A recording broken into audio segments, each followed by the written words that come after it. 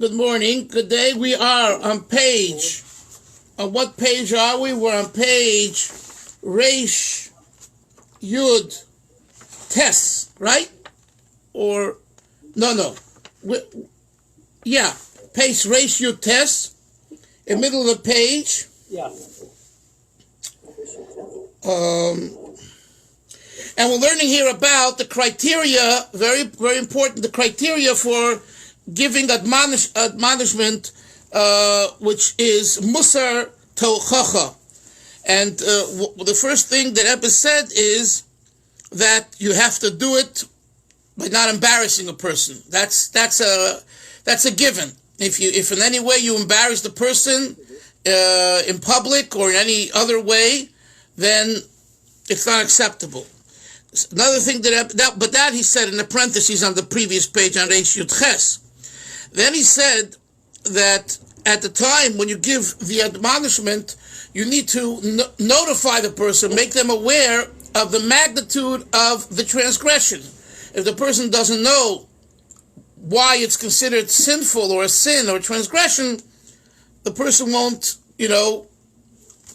stop doing it. So he spoke about that.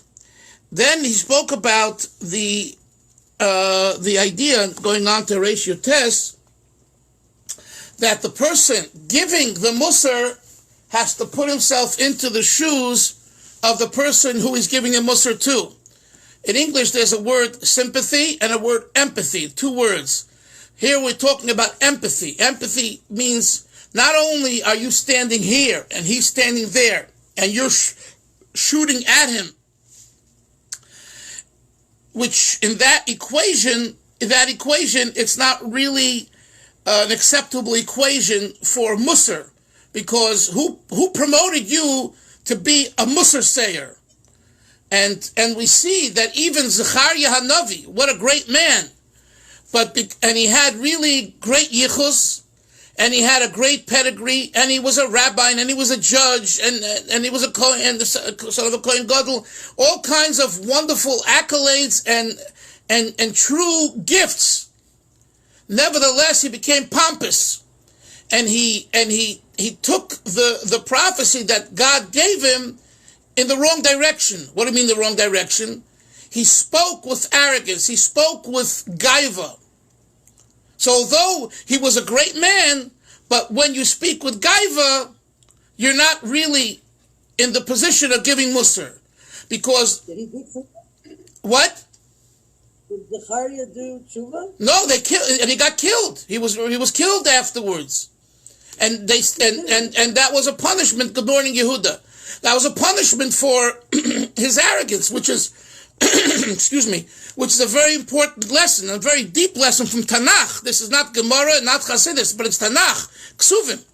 The writing, the lesson is that even though he was so great, and he had these 4 things going for him, but because he in other words, he abused his power. He abused his authority. And the line between abuse of power and proper power is a very thin one. And we see it now with our wonderful president and you guys with your leaders.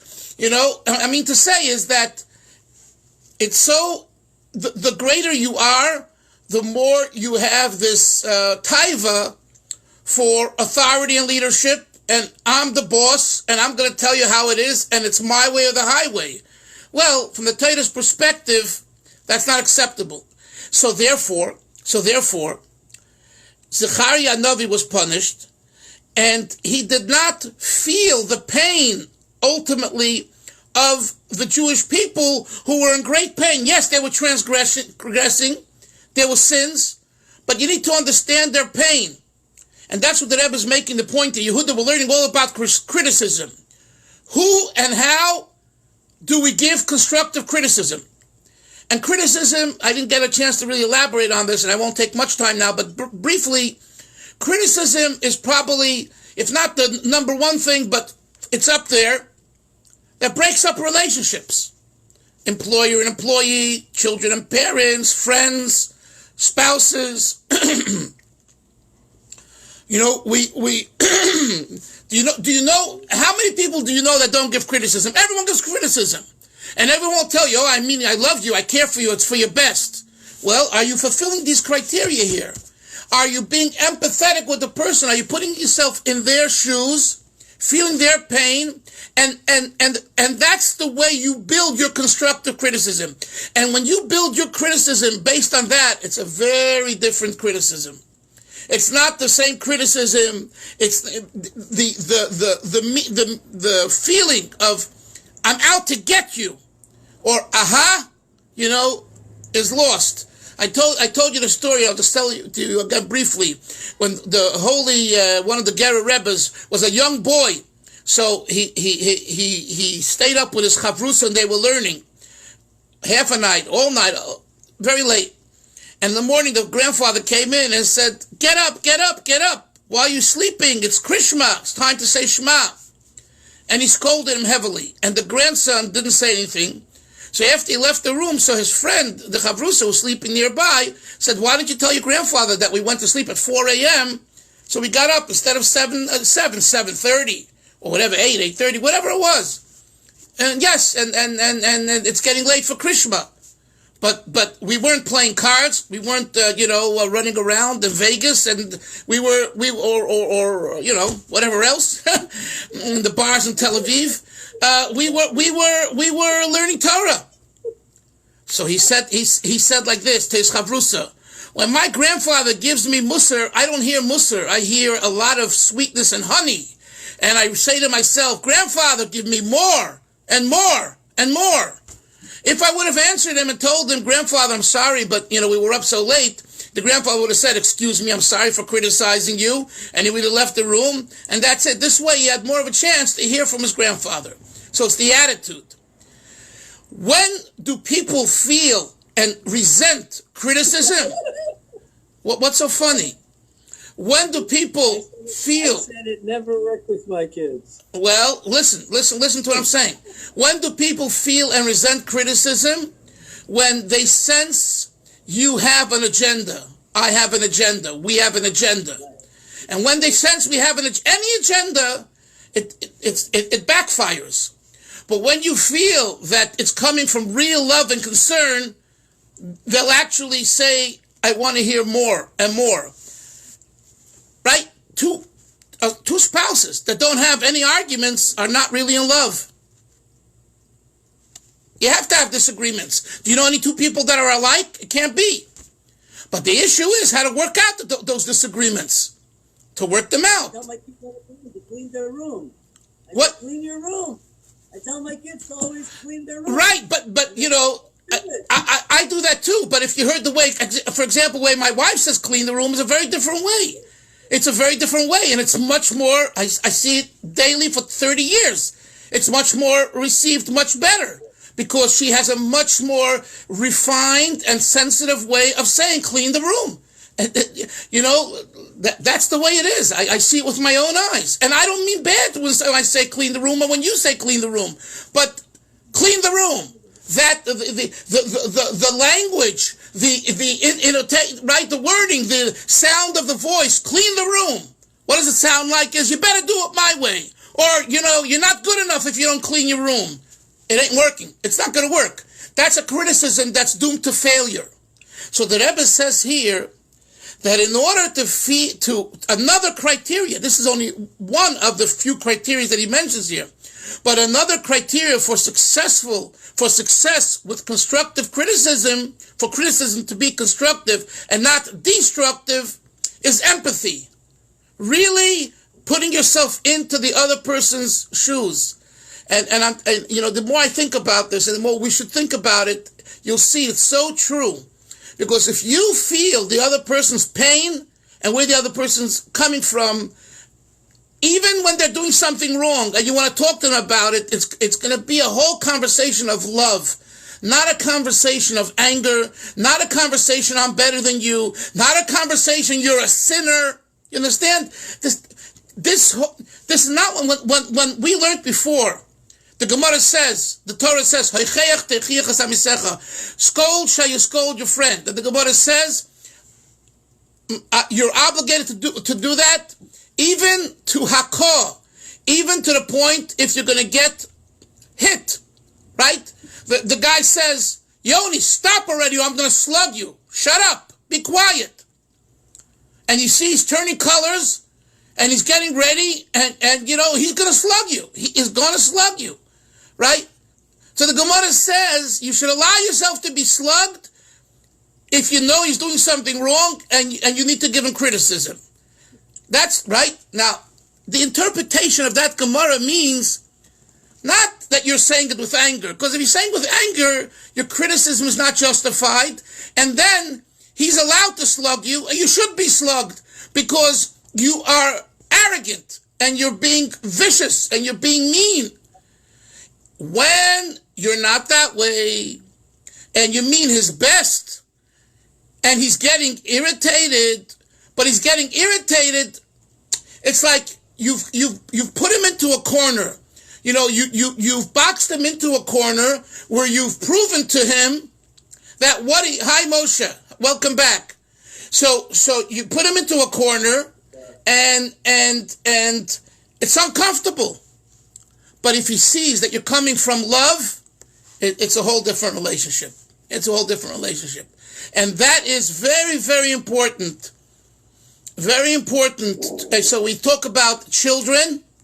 When you talk about Hillel, talk about raising children and telling him, usually, I would say, most of the time, we are telling people what to do. We're telling our children what to do, our spouses what to do, our friends, our employers, employees. We're always giving instruction and giving lessons and basically saying, I'm better than you, without saying those words. That's not going to work.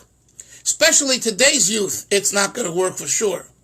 All that works today is, we love you, we care for you, we understand you, we might disagree, can we talk about it? Let's go out for a pizza, let's go bowling, let's go for a walk, let's go for a hike, let's go for a swim, let's go for a drive, let's go to a ball game. Kiruv and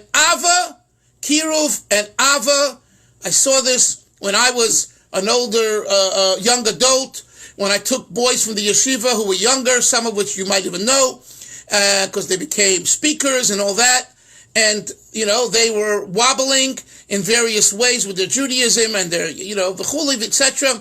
I took them out to the LA Dodgers. Believe me, I wasn't interested in the LA Dodgers. First of all, I used to be a Met fan, not a Brooklyn Dodgers fan, because I'm a little old. The Dodgers left. So, if anything, yeah, right. So, if anyone, I would go for the Mets, not for the Dodgers. So I think the game was the Dodgers against the Cardinals, the St. Louis Cardinals. But I knew that this kid loves the Dodgers. He grew up in LA. So, so I took him to the Dodgers game. Meanwhile, in between innings, I got to talk to him a little bit, and talk to him, and you become his friend. And that's what we need today. And I say this here in Brooklyn, that no one listens. All these yeshivas are spending money in girls' schools. Each yeshiva and girls' school, you know what they need? Besides teachers, they need friends. They need women with women and men with men. They need guys and girls in yeshivas who become friends with the kids and hang out with them, and they become their confidant. In Chabad, we use the word mashpia, but it's also become a buzzword. Oh, like the young kids, the teenagers, they're embarrassed to say, I have a mashpia. That's like a black hole, a poo-poo, Okay, don't call it a friend. A friend. Is and it works. The other kid who was like 20 years old, he wanted to commit suicide. At least the parents thought he wants to commit suicide. I said to the parents, just give him to me. Just ask him if he's willing to chat with me. What we're going to do, we're going to go to the pizza store. We're going to schmooze. He came and we chilled and spoke and this. And meanwhile, he started to tell me, he was in Hawaii and and he wants to commit suicide, but he's scared to commit suicide. And why? And we're talking, he came from today, he's a married man with a child, no suicide. I'm not saying it always works this way. I'm not foolish, but my point is, we got to become their friends.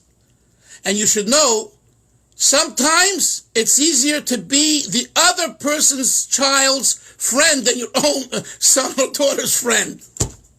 So guess what? If you become another person's child's friend and you help them, Hashem sees that and he'll have someone become your child's friend and help them. You know, the Eibishter, God keeps score. He doesn't forget the score and the inning and how many outs it is. He knows what's going on. So therefore, this is something here. I know there was a guy, Binyamin Rothstein. He used to live in Ramat Bet Shemesh. So Binyamin is a friend. So Binyamin is very athletic. So he told me he would go Friday night up there to the hill and hang out with the kids at 1 in the morning, and he made a lot of friends, Just saying. Oh, Reb Shlomo, today is Reb Shlomo's yahrzeit, so it's appropriate to say something with Tavis in the Shmosrei. What was his power? Of course, his power was music, but what was his power? What was behind the music? He became your friend. He was genuinely interested in being your friend. When a person is genuinely interested in being your friend, people love that. And they gravitate to that. You could see that people who are very bright and very intellectual and very gifted, but if they're not friendly, they don't score as many points. They don't have as many accomplishments in the area of relationships. They have it as a professor and as a lecturer and as a scholar. That's fine. But criticism warrants friendship. And that's what we need today. The number one thing that we need is friendship.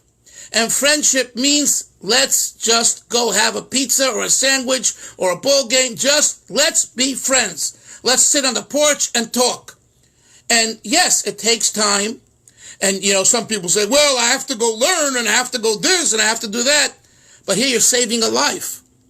You're saving the life of a young man or a young lady. You're saving their life to become upstanding citizens and Jews and leaders for the future.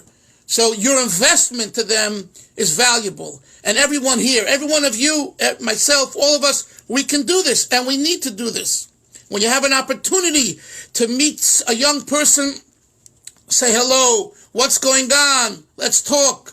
You'll be surprised. You'll be very surprised how many young people are lonely and they're aching inside. And there's a lot of pain. And a lot of people have issues with their parents. And there's anger. And right? And you can be the one to build up that kid, that kid becomes a tremendous yid and a fine person. Okay, let's continue now in the Maamar because we have to learn inside. We are on page ratio test in middle of the page, and we are vihine levad zois. That's like 10, 11 lines from the top. After the period, the two last words on the line is vihine levad zois. Hillel, you have it? I have it, yeah. Okay. Everyone else have it? Okay. V'hinei levad zois, in addition to everything we just said, hine tzarech lias hachnoas leiv hamoichiach bizeh shenimtze lo toiv. The person who's scolding, the one who's giving the musar, has to be subjugated and feel humility that he has something in himself that even in a very refined way is no good. Remember we discussed that yesterday. Was es is faranit good. Kizeh. That the fact that there is the issue that you are scolding the person about exists within yourself has to bother you. Since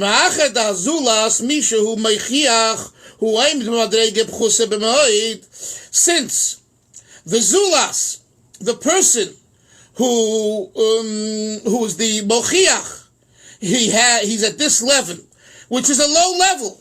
Meaning, if you have this issue in even the refined way, but you have this ailment, you have to humble yourself. Why should there be in my generation this no good issue? In other words, let's say now there's a big issue in the world with the whole idea of gender identification, right? So it's a very big issue. So the fact is that we know that the Torah doesn't, is against that type of behavior and all that, right? So now, you have to ask yourself, why is it that I'm hearing about this now? Why? Obviously, it's a message for me. That's the point he's making. Don't say, in Yiddish we say, es ist wegen jenem. It's about the other guy. It has no connection to me. No. If you read about it and you hear about it, even though it's from another part of the world, or it's someone else, it's relevant to you. That's what he says.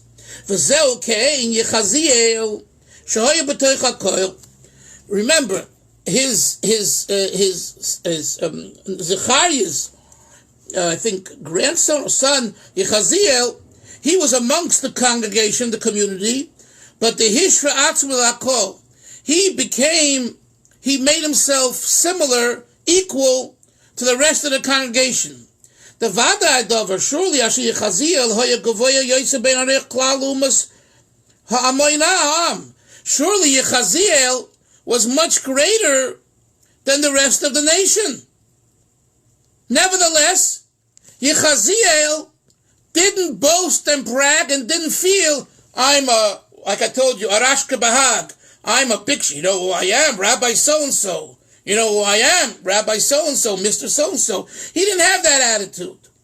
Shahaloi ein mamidim parnes al tzibur elim ken yesh boy ha-yisroinis hadrusha lefarnes. We don't elect someone to be a leader over a community and a congregation unless he has, you hear this, guys? Unless he has the virtues that are necessary to be a parnes, a leader. Okay? Umikol needless to say, Yechaziel, this individual, shahoisa l'Ruach Hashem. Not only was he a good leader, but he had the spirit of Hashem within him. That means he had like Ruach HaKodesh. Right, Moshe? He was a holy guy. Umikol makom hoya b'toich hakol. It says, the language, Yoni, in the Tanakh is he was b'toich hakol. He was within the congregation. He didn't stand outside on the sidelines. You know, sometimes a rabbi stands at the sidelines. He didn't stand on the sidelines. He got involved. B'toich hakol. Shehishve atzvei likoel. He looked at himself that he's similar shalom. He's similar to the congregation. So, if one of my congregants is having a certain issue, it's my issue. You hear that? It's my issue. B'toich hakol. Shehoisa b'pchinas adnovam lahashves atzvei lakol. He had the modesty to see himself, Boaz, as b'toich hakol. This is Yehuda, a sensitivity for a leader, for a rabbi, a leader, to humble himself and say, if one of my congregants or one of the people in the community has this issue, it's my problem. It's really my problem. How many of us think that way? It's their problem. It's not my problem. I'm great. So Yechaziel, who although wasn't a leadership position, he was a real parnes, and he had the Ruach Hashem, the Spirit of Hashem within him. Nevertheless, he didn't do what Zechariah did, which was abuse the power, but rather he used the power properly to facilitate relationships, of healthy relationships amongst the people. Mashen came conversely, this is what he says next line, Zechariah, Shahoya Chassan HaMelech. Zechariah was what? He was the son-in-law of the king.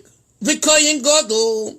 And he was the high priest. Navi, a prophet. V'dayin, a judge. Four wonderful virtues. That's why, and he saw himself greater than everyone else. So he starts scolding them. Do tshuva, you're going to die, you're going to suffer. Ranting and raving, a preacher.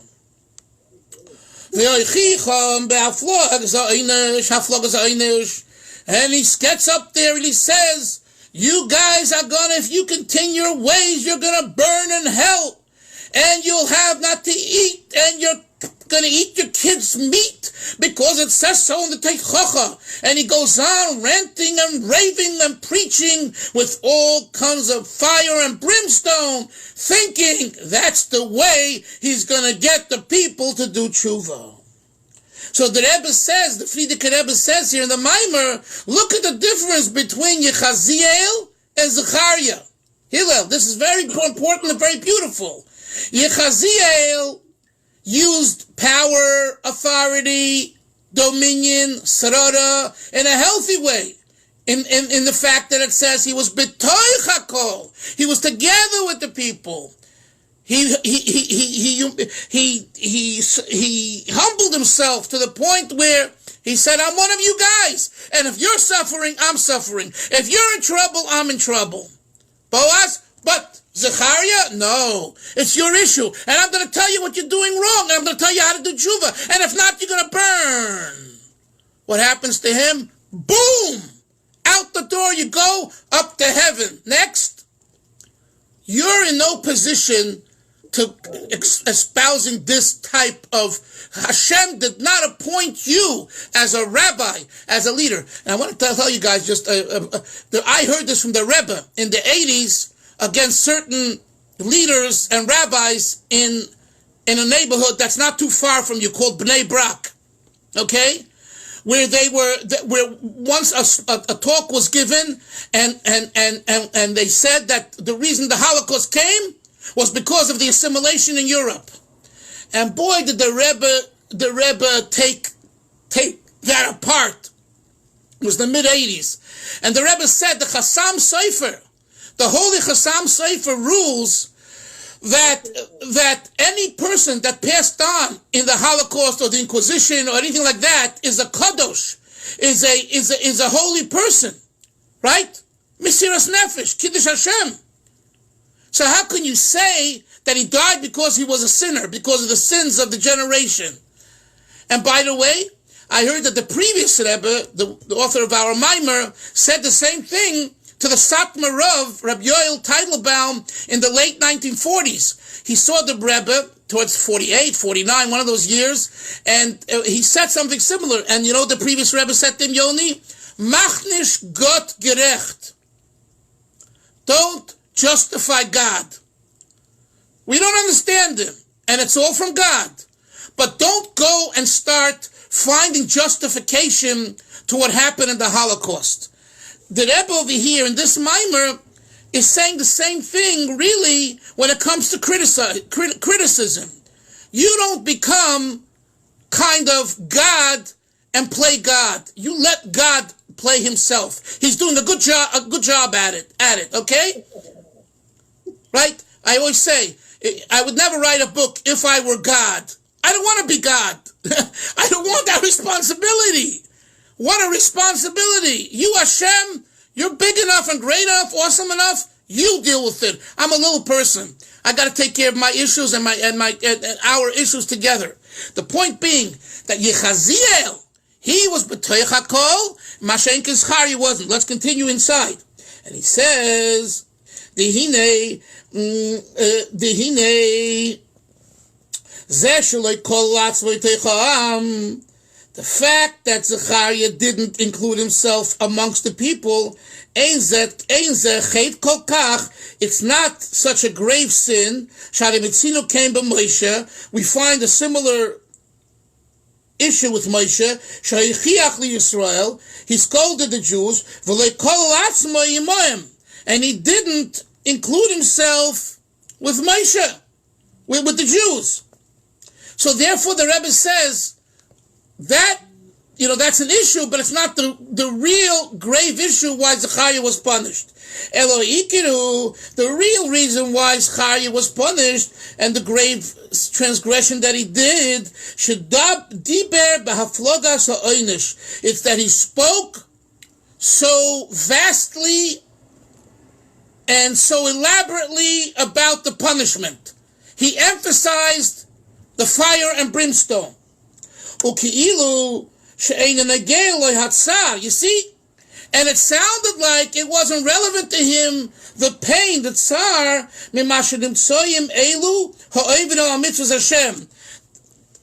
of the fact that there are those that are desecrating Hashem's name. In other words, you could look at a person, you can see him doing a sin. What do you see?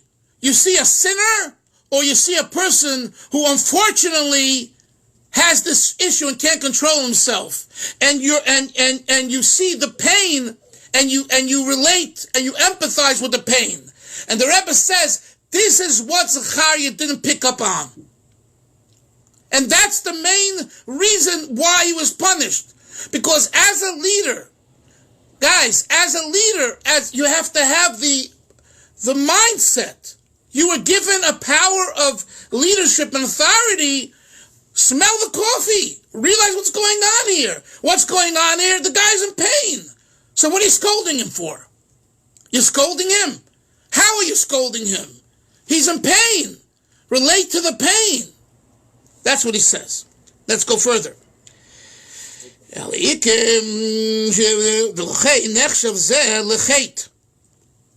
Therefore, this was considered for Zechariah an avera, transgression, a chet.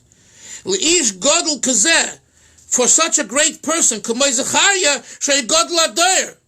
For you and I, Moshe, this wouldn't be a big deal.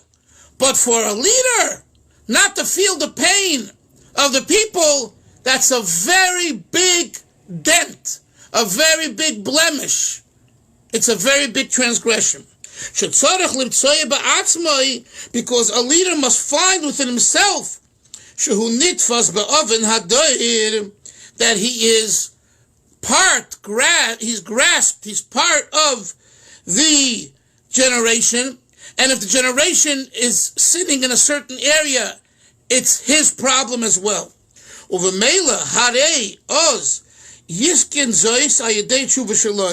The leader will correct the problem of the generation and the issue through his own tshuva. You understand? He will do tshuva for himself because obviously if he hears about it and he sees it, it's something within him. And you know, on one hand, this is like, what do you mean? We have all this gender identification nonsense going up now. It's our issue. The fact that the world is becoming cuckoo and crazy, and the answer is, it's our issue. Otherwise, it wouldn't be in the world. Now, Hashem would not send something into the world if it wasn't meant to be. So obviously, and I'm saying besides the halachic issues, I told you, my daughter knows someone in Tel Aviv. She told me once, if this person comes into shul and gives me their hand, I'm going to let them have it. Because they know that I know that they aren't a woman. They're a man. And if you know, I don't shake men, my daughter doesn't shake men's hands. So I don't care that you got yourself an operation. As far as I'm concerned, you're a man and you don't shake my hand. And if you're going to shake my hand and you know better, she's told me clearly, I'm going to give it to you. Right? I'm not talking about that. I mean, there's serious issues. And with aliyahs and minyanim, counting people, you know, they say in 10 years or so, some people won't know. They'll count to have a minyan and really one person there is a female. Not a joke. Converts, marriages. I mean, it's just the beginning. It's just the beginning what we're seeing now. So I don't know how it's in Eretz Yisrael, but here in America, it's a big issue. In the Orthodox world, etc., etc. So, but the point that Rebbe is making here is that if this issue comes to our awareness and realization, it's a message and a lesson that we have to deal with it somehow. And again, not just halachically, because that's, of course, for those that are involved in that, but emotionally. Okay? In my daughter's building, another example, in Tel Aviv, there were two gentlemen who, you know, were in a relationship, and they wanted my son-in-law to, you know, teach their son for bar mitzvah. What do you do? Why is the son to blame? He's a Jewish child from a Jewish mother. We assume I think that was the case. The fact is that, his parents are two men. Okay, but on the other hand, it's a breach. If you do that for one, you'll have to do it for another 10. And it was an issue that my son-in-law had to discuss with Rabbi Gerlitzky, the head of the Chabad Shluchim in Tel Aviv, who, by the way, ruled he should not do it. Because, because as much as your heart wants to do it, but there is the greater issue here that will come about, which means that we are kind of sanctioning, these type of relationships and what comes from it. So as much as you want to do it personally, there's a greater global halachic Jewish issue that takes precedence over your personal feelings. The same is true. Years ago, we're going into a conservative shul, the rabbi, many conservatives, they were, YU trained other yeshivas, and they came and they get for a job purpose. They took a position in a conservative shul. Rabbi Moshe ruled that if they do that, if any Orthodox rabbi does that, his kiddushin, his officiating is invalid, because he identifies with a movement that says not all of Torah is eternal. Nitzchi Satorah. It's a ruling of Rabbi Moshe Feinstein from the 50s or 60s. So personally, one second, personally, you feel for the people, but there's a greater halachic issue. Yes, Yoni. So Rabbi, I had this issue. My cousin, she got married to a woman. Sarah and Sarah. And they had these two twin girls. And, there's a whole issue, like, what do we do? To have something with the daughters, they have twin girls, and not to have something, and it's not simple, because on one hand, it's Rabbi Galitsky saying, and this is what my wife said also, she said, we were validating, if we were to go to the Kiddush, and whatever, make like everything is okay, then on the other hand, it's very difficult. Well, again, and there's also, there's a difference, by the way, between a rabbi like my son-in-law, who's a leader of a community, sanctioning and doing something, or a person, like you and your wife, who are private citizens in a way. So I'm not sure that Gerlitzky or rabbis would say that you shouldn't do it. If you asked me, I would say that if as private people, you should do it. For example, I was invited to a good friend's son's wedding, and it was in Tyrant Park, Fort Tyrant, up at the George Washington Bridge over there, overlooking the water, beautiful. And there was a female rabbi officiating, and of course I didn't want to go. And I spoke to a few big rabbonim, and they said if I sit in the back and I'm not conspicuous, so I didn't wear my hat, for example, and I went with my wife together, so, and no one knew who really I was, so I was like a private citizen, and my friend wanted me to go, I didn't want to go. My friend, who's a Baal Teshuvah, it meant a lot to him, and he was against it too, but what could he do? His son's going under the chuppah, and this is what, right?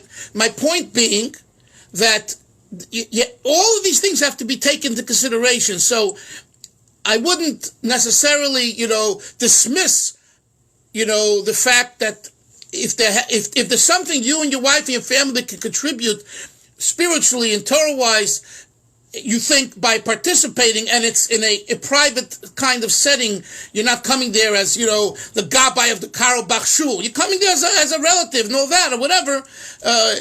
Check with your rabbis, but I would say there's more room for leniency.